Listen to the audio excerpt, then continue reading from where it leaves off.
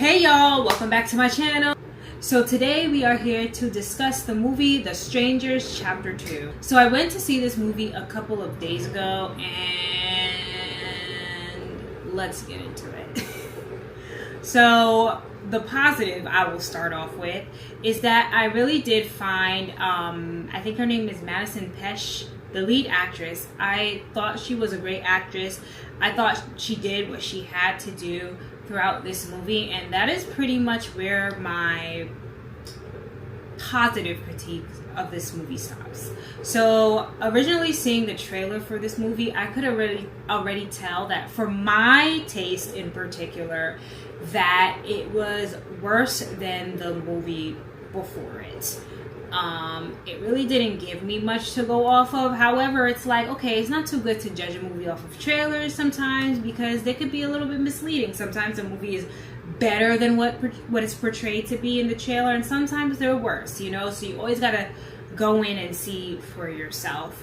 And go in and see for myself, I did. Now, if y'all don't know, the Strangers movie is based on, or is a remake of the original Strangers movie.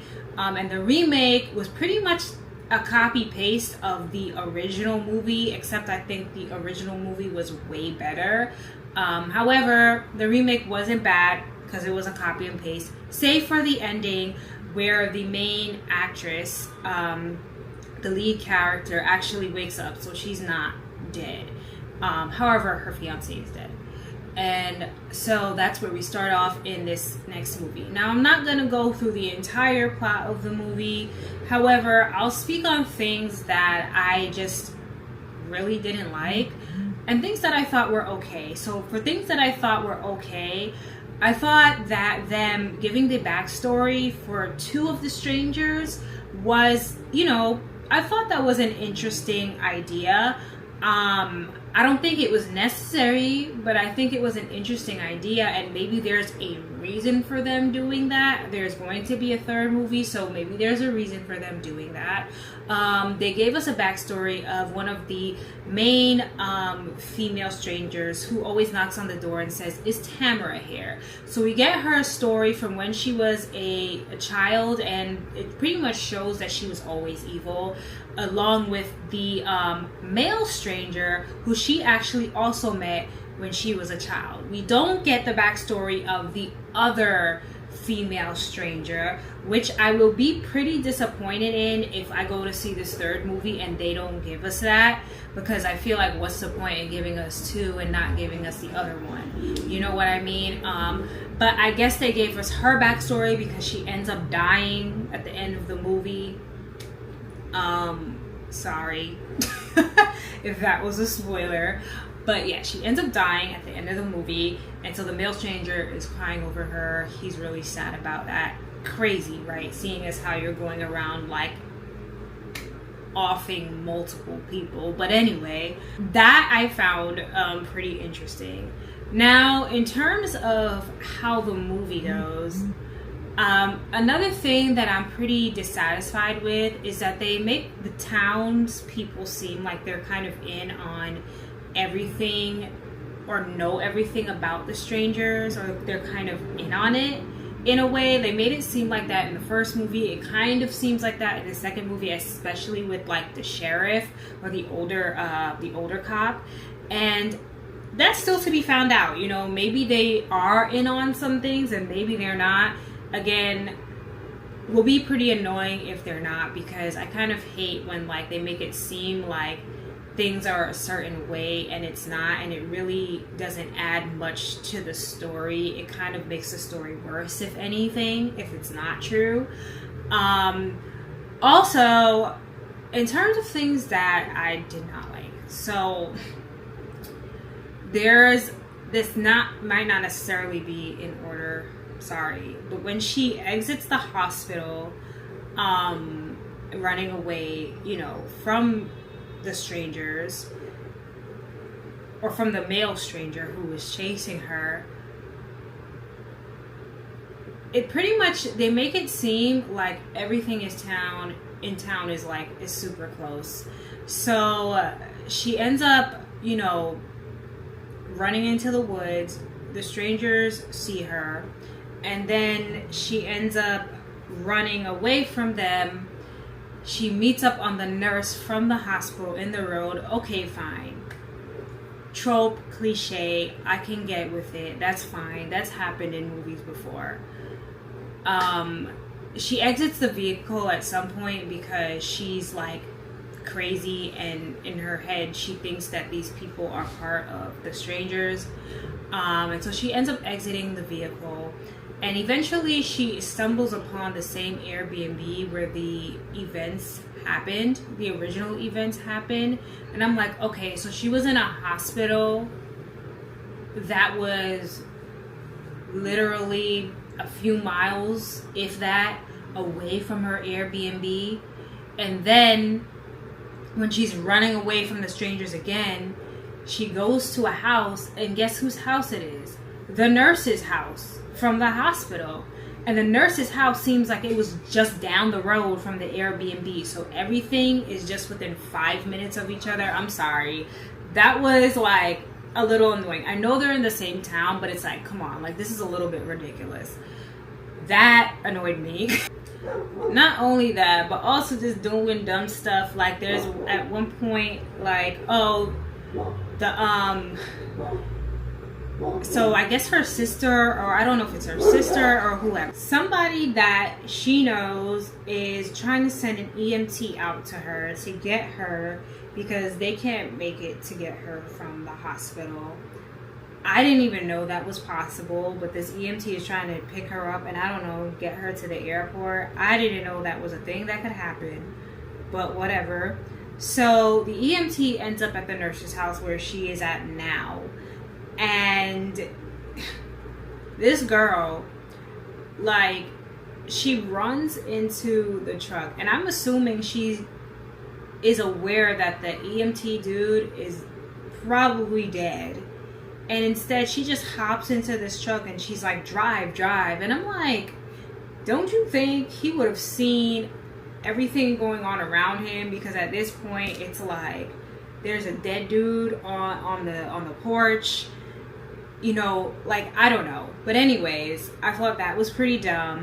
At the beginning of the movie, the cops are like just talking out in the open at a diner about her still being alive in the same town where this happened to her.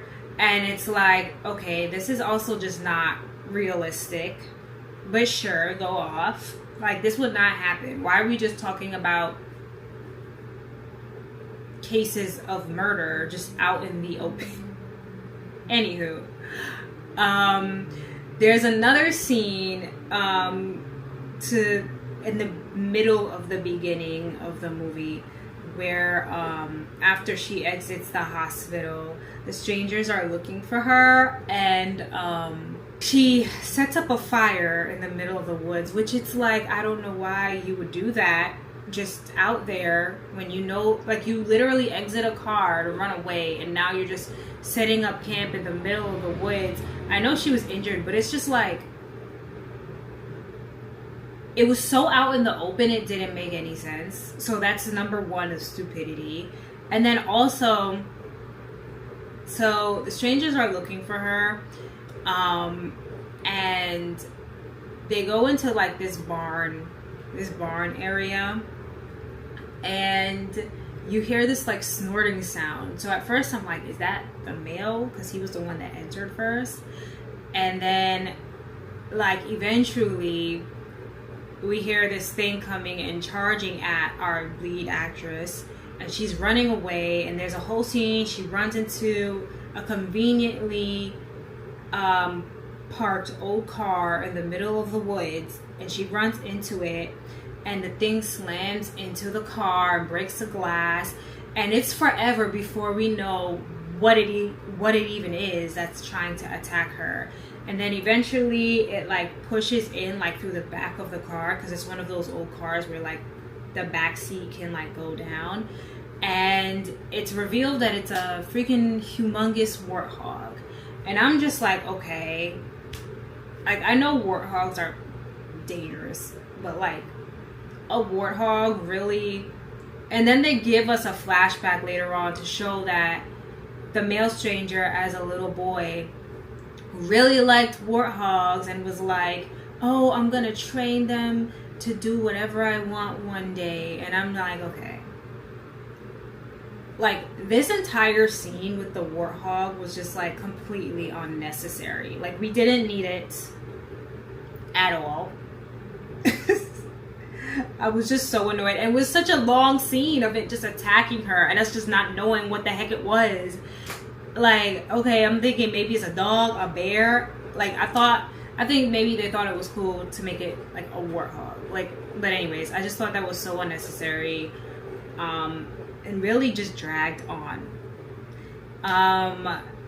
Now, the ending of the movie, this is where she is driving away in the EMT van after she's been attacked by one of the strangers. She thinks the stranger, one of the female strangers, who she thinks is dead, she attacked her while she was in a car, and she fought back and she drove away. And while she was attacking her, she flipped the car over, and she goes back to see if the female stranger is dead, and she's dead. It's the girl who says, oh, is Tamara here? And that's the ending of the movie, pretty much, where the male stranger comes and he's crying over her body while our lead actress is in the background looking on. And then in the post-credit scene, we get a teaser of what's going to be happening in the third part of the movie, so The Strangers Chapter 3. And honestly, it looked way better than this movie. But then again, who knows? But my predictions were right with this second trailer of thinking that it was going to be pretty bad. But the third movie, it looked somewhat more entertaining. Like, there was a little bit more going on. This movie didn't really have a whole lot going on. There wasn't a whole lot of dialogue, unfortunately. And it was a little bit boring. I gave this movie like a 3 out of 10 originally after I saw it. But now I think I'm going to have to give it a 2 out of 10. And honestly, the only reason that it's not a 1 is because of the lead actress's acting. That's why. So yeah, guys, if you saw The Strangers Chapter 2, what did you think of it? Comment down below, and I'll see you in the next one. Bye.